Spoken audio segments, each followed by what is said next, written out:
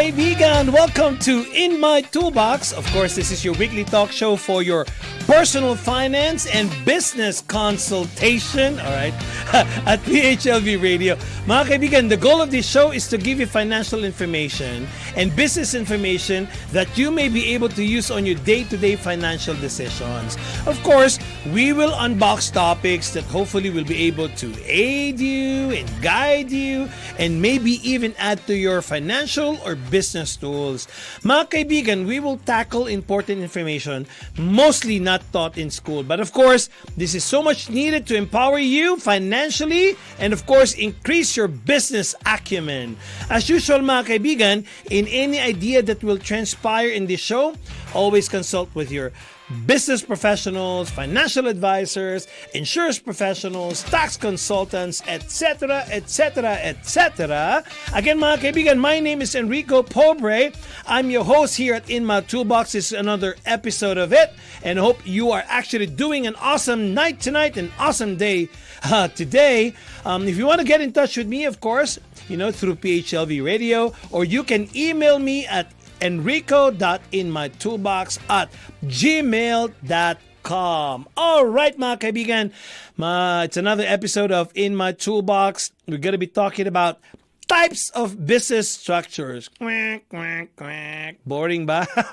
But I tell you, this is going to elevate your idea when you want to actually put up your own business. Ayan. All right. So, and of course, mga kaibigan, when starting a business, a new business must able to select a business structure. Yeah, we'll learn about business structure later on, So this is actually have an impact both on legal and tax implications. So always remember, guys, when you put up a business entity, there are two things that you have to think about: the legal and the tax implication of that business. Of course, the choice of the business structure is actually a very monumental step for this new company that you will be putting up. It can, of course, definitely affect the ongoing costs, the liability, and how your business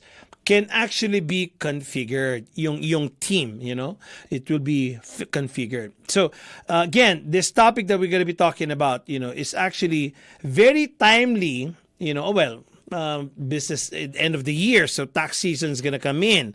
And then your business structure definitely has direct tax implication. But of course, that's the reason why we're talking about it today. So at least you'll be clarified on the outline that we're going to be talking about the most common types of business structure and their respective tax implications, right? So, but before anything else, guys, let's define first what is actually a business structure.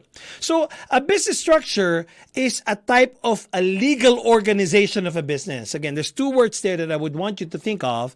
It's, a type of legal and then organization of a business. So when you start a new business, it's very important for you guys to take time to decide on the right type of business entity that you're going to be putting up. Again, what I'm going to tell you guys is very important. Take time.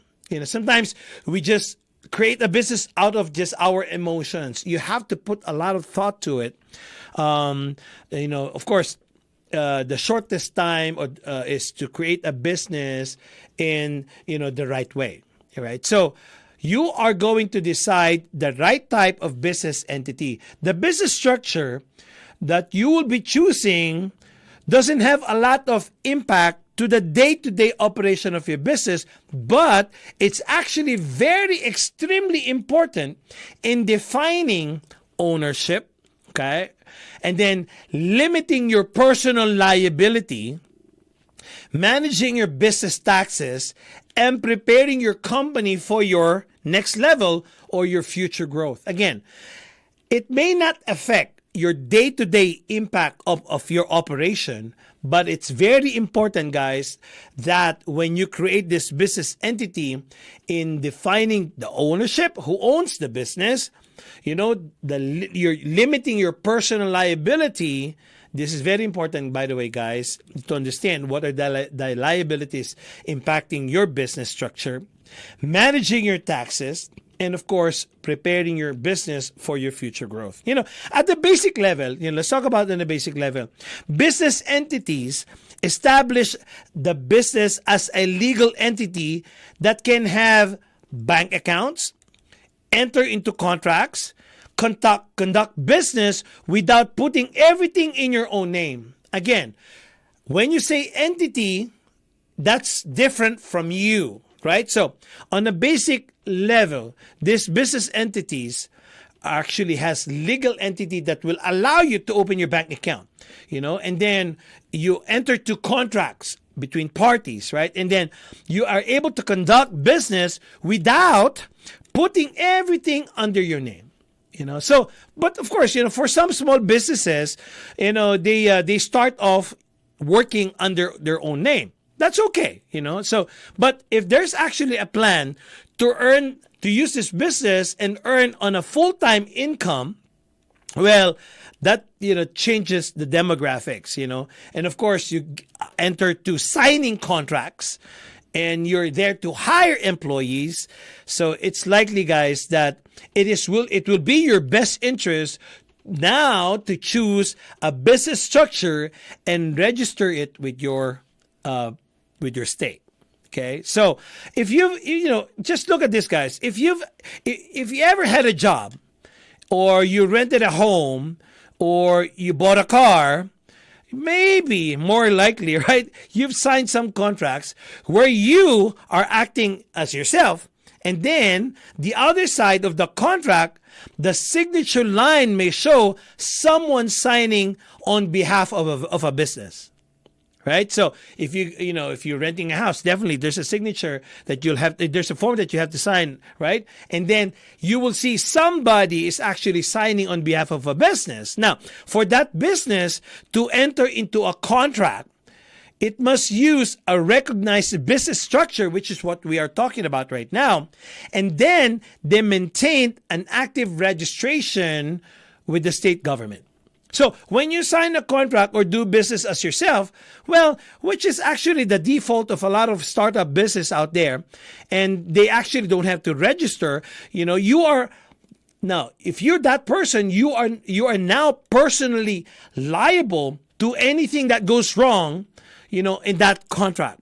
So if you make a mistake with a client or someone is injured by your product or services, you could be personally liable for any financial damages.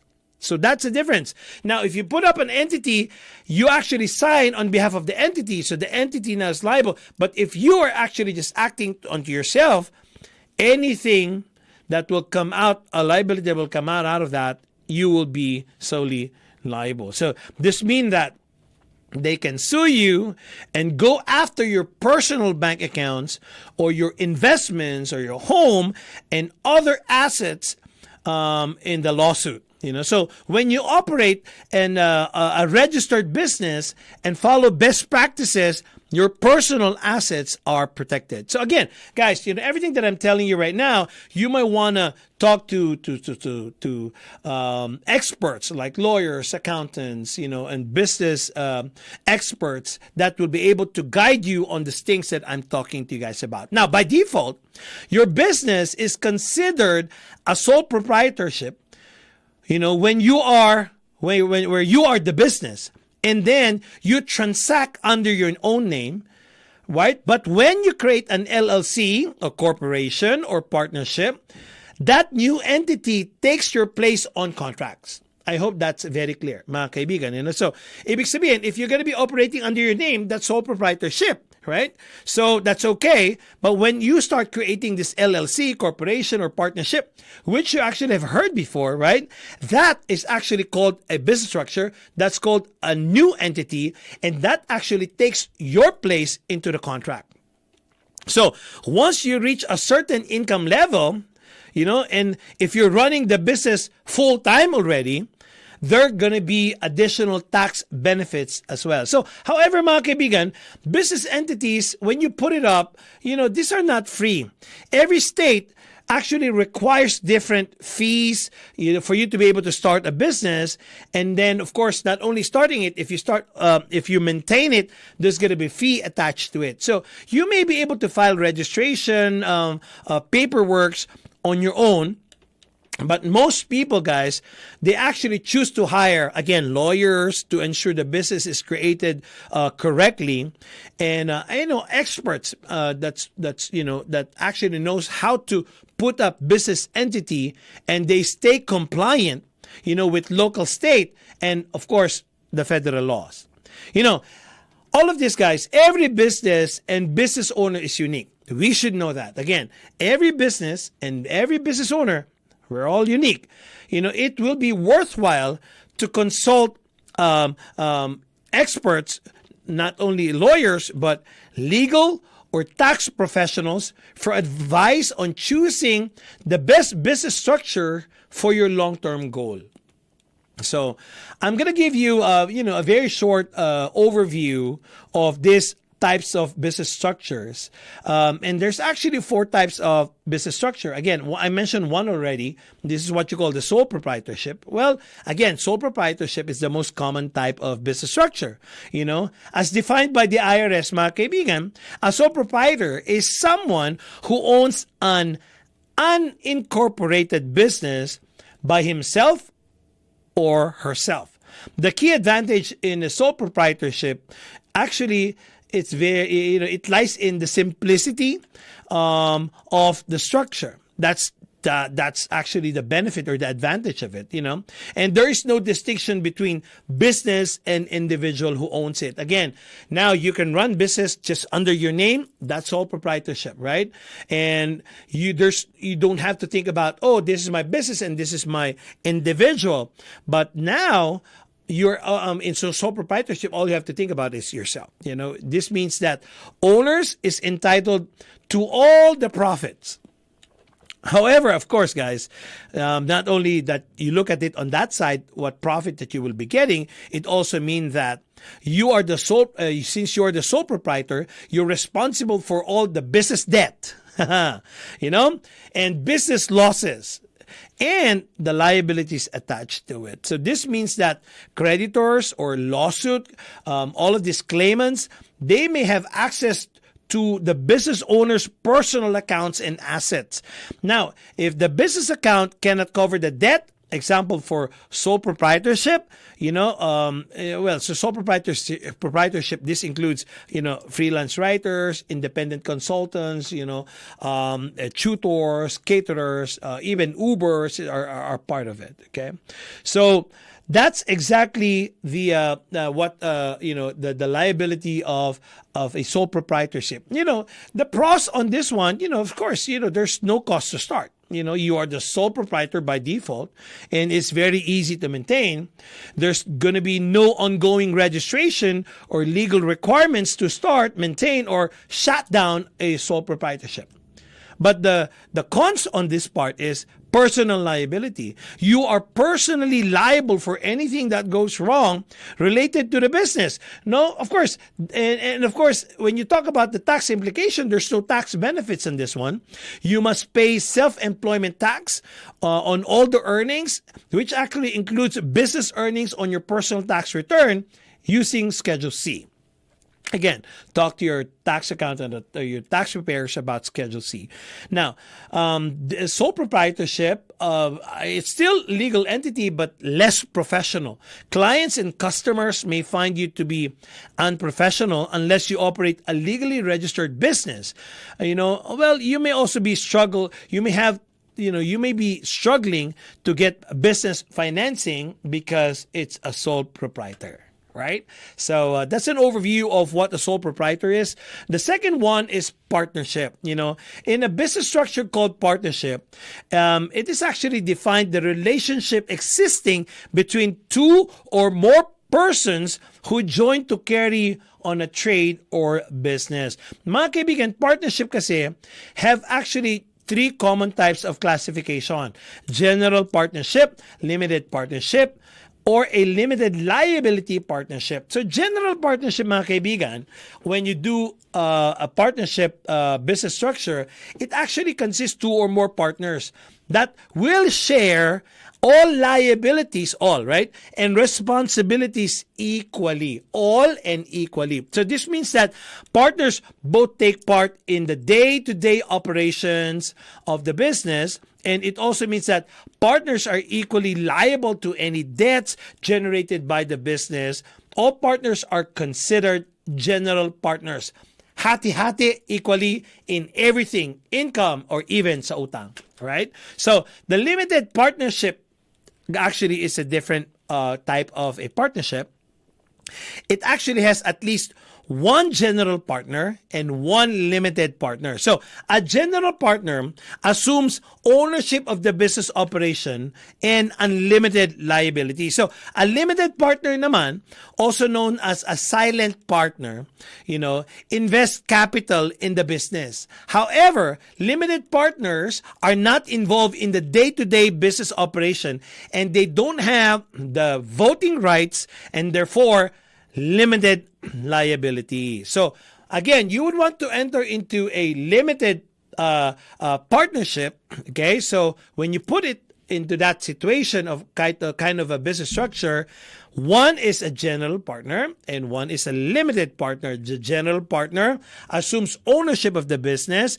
A limited partner, a limited partner or a silent partner invests in the capital in the business, and then this limited partner will actually is not involved in a day-to-day operation and doesn't have any voting rights. I want to make sure that it's actually clear with you what an LP is all about. Wow. Now, another one is, the last one of a partnership is limited liability partnership, o LLP naman ito. So, in this arrangement, all partners have limited personal liability. So, everybody has limited personal liability, which means that they're not liable of wrongdoings. Wow, yeah? So, they're not liable in wrongdoings. So, wrongdoings like acts of malpractice or negligence, right, committed by the other partners. All partners in an LLP can be involved in the management of the business, and it actually tends to be more flexible than the previous partnership, the LP, because partners can determine their own management structure. So, like sole proprietorship, mga kaibigan, partnership are considered a pass-through entity when it comes to taxation. That's going to be another topic, guys, when we talk about liabilities and pass-through entity when it comes to taxation. So, in many ways, ang partnership kasi, it's actually like a, an expanded sole proprietorship, but with the advantages and disadvantages that comes within the partners. A partner can provide expertise, skills, and capital for the business, but while they can affect the business positively, they can also impact it negatively. You should be comfortable with whomever you enter partnership or business with regards to partnership. So, with regard to the tax returns in partnership, they're actually due the 15th day of the third month after the end of the entity's tax year. All of these dates are very important for you guys to understand when you enter into partnership.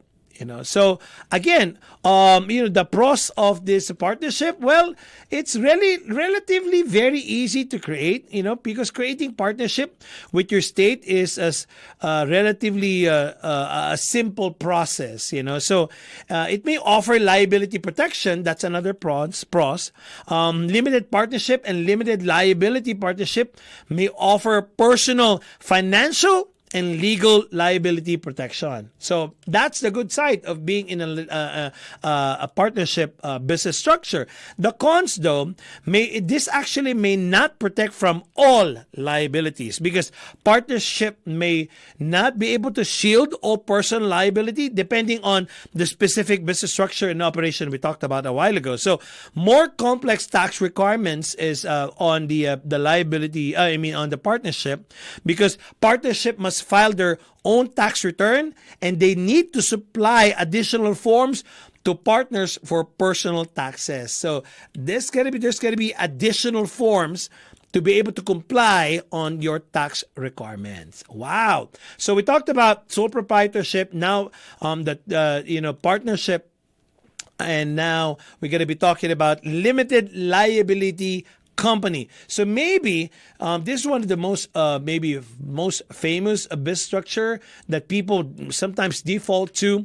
It's what you call LLC. Are you familiar with that, mga kaibigan? Right? So now ang LLC stands for Limited Liability Company. So this is where things really start to get a little bit dicey, mga kaibigan. Kasi the IRS states that an LLC is a business structure allowed by state statute. So that means that, when this is actually formed under state law and the regulations surrounding LLCs, it varies actually from state to state. So depending on the election made by the LLC and the characteristics that this LLC has. So this structure, now the IRS will treat it or treat the LLC as either a corporation, partnership, or part of the LLC's owner's tax return. So, mga kaibigan, it's a little bit dicey now when you start entering to this level of business structure, because an LLC is considered a hybrid legal entity, because it has traits of numerous other business structures. So I talked to you guys about IRS may consider it as a corporation, a partnership, so medyo dicey na ngayon siya. So depending on the elections, how the owners actually made it. So this actually lend it more protection and more flexibility than some of the business structure that we talked about a while ago. Now, from a protection perspective, members of an LLC are not personally liable. So, again, from a protections perspective, right? So, yung member of an LLC, the personal, they're not actually personally liable, because the LLC now is actually an entity, that you created according to the state statute. So it actually has flexibility in regards to federal tax treatment. For instance, a single member LLC can be taxed as a sole proprietor or a corporation. But a multi-member LLC can be taxed as partnership or a corporation. So this is where now you have to sit down with your expert. If you would want to put up an LLC, how do you want to set it up? So you would want to set it up as a single member LLC. Well, if it's a single member LLC, mga kaibigan, yung tax implication niya, it will be actually taxed as like a sole proprietor or a corporation, right? But a multi-member, that's why when you put up an LLC, it asks you members, right? If it's a multi-member LLC, it can be taxed as a partnership or as a corporation as well. So the flexibility causes, some discrepancies when it comes to federal taxes due date. That's the reason why, guys, you need to know, how it's being structured. And according to that structure, it has different due dates on federal tax structures. So, again, you want to sit down with your experts to be able for you to understand the different ways on how to attend to the kind of business structure specifically on the LLC that you would want to put up. The pros, mga kaibigan, of course, the liability protection for one or more owners when it's actually established and when you actually operate it correctly. An LLC offers liability protection for owners, including a single owner. That's a good pros, Now, you have to choose between two taxation methods when you're actually in an LLC. You choose between pass-through taxation or S-corp taxation, depending on which is more beneficial to owner finances. Sometimes, guys, that's the reason why I told you, when you start putting up a business, you have to study from the start to the end on putting up a business. Sometimes your experts will tell you, hey, let's put it on a pass-through taxation. And some other experts will tell you, hey, let's put up in an S-corp taxation. always remember, you do those choices according to how it's going to be more beneficial to you. Not just meeny, miny, moo, right? You have to put a lot of thinking on how you're going to be positioning your LLC correctly. And then, of course, another pros would be your potential for major tax savings. Owners who work in the business full-time may save on self-employment taxes with an S-Corp taxation. Again, guys, this is the time that you would want to sit down with expert and give you for them to be able to give you a more clarity on all of these things that I'm telling you right now. Of course, the cons now, on the other hand, is the cost to establish and maintain an LLC, because LLCs require government forms and fees to establish and to be able to maintain it. And of course, the tax requirement is more complex. Tax preparation may be more complex, especially if you opt to go to the S corporation taxation route. Okay, and lastly, mga kaibigan, we're going to talk about corporation. So this is another type of business structure. Corporations, you would see all of these companies that has corporations on the name, and these are company or group of people, authorized to act as a single legal entity. So we all put all of these people and they act as a single entity. That's what a corporation is all about. So this means that the company is considered separate and distinct from its owners.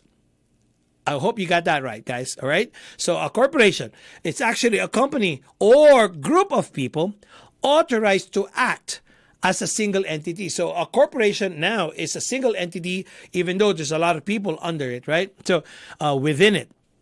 This means that the company is now considered separate and distinct from its owner. So there's no personal liability here. That's the case, right? So, however, mga kaibigan, a corporation is eligible for many of the rights that individual possesses. So this is why it is sometimes we call this as a legal person. Or what I mean is that a corporation is actually considered as a legal person. For an example, a corporation can actually sue or be sued. And a corporation can actually enter into contracts, and actually a corporation is entitled to free speech. So when you look at the corporation now, guys, you will see it as a legal person. It has its own right. So the IRS, mga kaibigan, actually, they split corporations into two separate classifications, the C corporation and the S corporation. So basically, a C corp or a C corporation is considered the default designation for corporation. So if you would want to put up a corporation, it defaults on a C corporation. So all corporation starts in the C classification, especially when filing articles of incorporation with the state's business filing agency. So unlike our preceding business structures, kanina, C corporations are not a pass-through entity. We're not going to be discussing pass-through entity right now, but take note of that. You might want to research about what pass-through entity is. But this is the thing that I want to make sure that you understand. They are taxed twice at a corporate and personal income level, which is actually referred to as a double taxation. Well, double taxation, maybe you've heard this one before. It's actually a tax principle by which business income is actually taxed twice. So one at the corporate level and then at the personal income level when you actually start distributing the profits. And, these profits are distributed to shareholders. I hope you got that part, guys, all right? It's double taxation because the corporation is being taxed, and then now when the profits is being distributed to shareholders, it's also taxed. That's why it's called double taxation. Now, on the other hand, guys, the S corporation is very different from the C corporation because in an S corporation, it is a pass-through entity, allowing to avoid double taxation. However, The IRS actually institute a very strict standard for companies looking to qualify for S corporation. Particularly mga kaibigan around the shareholders. For example, an S corporation can only have 100 shareholders, and they must be U.S. citizens and or resident, and it's unusual naman if you're a startup. It's very unusual naman to issue.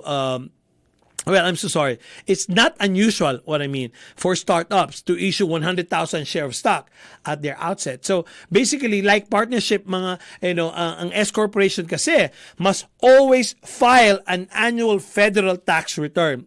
Again, these dates are very, very important for you to know because each business structure has different dates on filing their federal tax return. This naman is actually every 15th day of the third month in following the end of the year. Generally, March 15. The income is then passed down to the members' individual return, which timely will be able to adhere to the April tax day. So there actually is logic there, right? So, mga corporation kasi mga kaibigan are the only business tax structure that actually allows for perpetual existence. This means that it is continuously not affected by the coming and ongoing of shareholders or officers or directors of the company. Now, the pros and cons here, when you put up a corporation, the pros is, extensively, it actually has liability protection. S Corp and C Corp, those owners or shareholders they can actually receive more extensive legal protection if the business operates correctly. Again, the key term there, guys, is if you operate it correctly. Now, corporation always acts as a legal person, as I've mentioned to you a while ago. It's a legal person. So therefore, this corporation can enter a contract and they are able to transact on its own legal capacity or entity. So, and then, of course, a corporation can have unlimited shareholders. S corporations I mentioned a while ago, they can have up to 100 shareholders. C corporations, on the other hand, can have unlimited shareholders. Ang difference lang dito, guys, the cons of this one is it's more costly when you try to establish and maintain a corporation.